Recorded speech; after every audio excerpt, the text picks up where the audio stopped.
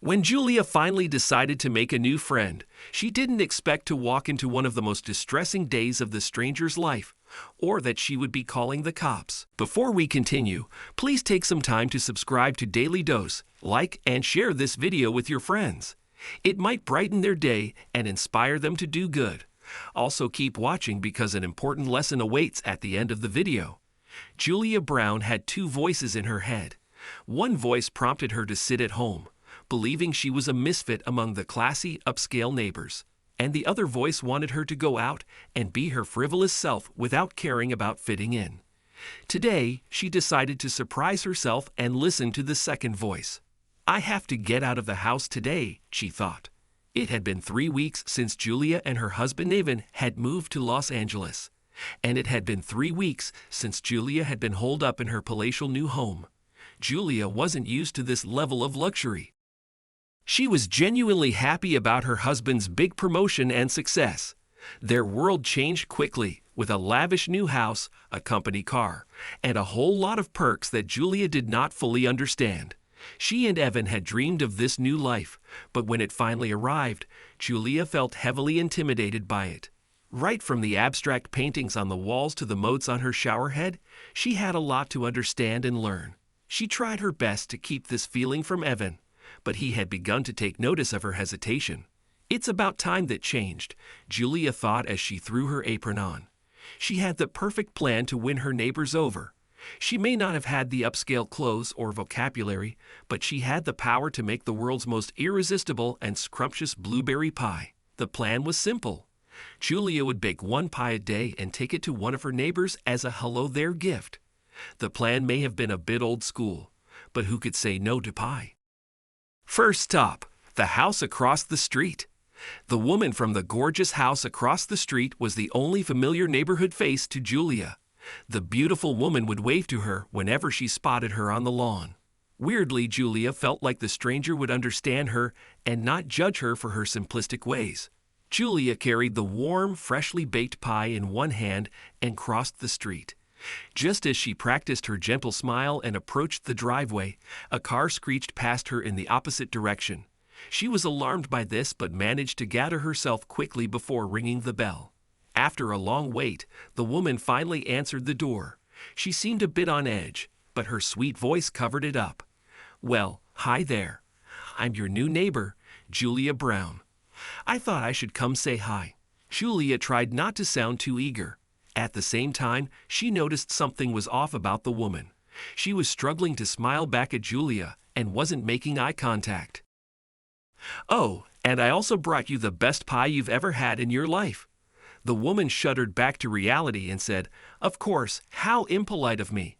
Hi, I'm Claire Maine. That pie looks delicious. Claire was trying to sound sincere, but there was no fooling Julia. Don't hesitate to offer help whenever you can. Well, I got it fresh off the oven, which means it's burning up my hand. Can I please keep it somewhere? Claire knew she couldn't stall any longer. Yes, of course. Please come in. When Julia entered the house, it felt like she had entered a different world altogether. The supply textured walls, flower vases in every nook, and the majestically wide chandeliers almost took Julia's breath away. Please, leave it right here by the couch, Claire said. Actually, if it's all right, I need to keep it in a warm corner of the kitchen. Saying this, Julia started to walk into the kitchen. No, don't. Claire tried to stop her, but it was too late. Julia had already noticed the shocking mess. There were shards of glass and ceramic scattered all over the floor. The shelves were half open, the dishwasher door was smashed, and there was a dent on the refrigerator. She also noticed a bright-colored plastic cereal bowl toppled over and a spill of milk and cereal around it. Julia was shocked and concerned. Something terrible had just happened there. Could it be connected to the car that had sped out? Even without knowing Claire or her story, Julia knew her neighbor was in trouble. What happened here? Julia asked. Claire tried to dodge the question, but Julia did not look like she would let it go. It's nothing. Just my husband. He got a bit aggressive after an argument. He smashed up the kitchen and left. Are you okay, sweetie? Come, sit down. Julia tried to calm her down. Claire was obviously more stressed than she was letting on. No, I need to call him. He has to come back. He can't just leave like this. Claire was frantically calling her husband time and again, but to no avail. Julia brought her a glass of water. Claire, talk to me. What really happened? Did he leave like he's never coming back? Claire cried, I don't care if he isn't coming back, but this time he's taken my daughter with him. Claire explained that her husband had taken off before, but lately he had been threatening to leave her and cut her off from their 4-year-old daughter, Marissa's life. Well then, that changes everything. Julia stood up and started dialing on her phone. What are you doing? Claire asked. I'm calling the cops. This ends now. No. If you call the cops, my family will know. Claire tried to stop her. Julia was puzzled and asked her why it mattered. That will not sit well. My family cares about their reputation.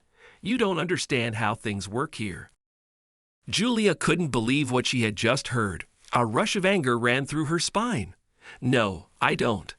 I don't understand how things work here. I don't understand how social relationships function here, just like I don't understand art, aesthetics, or brunch.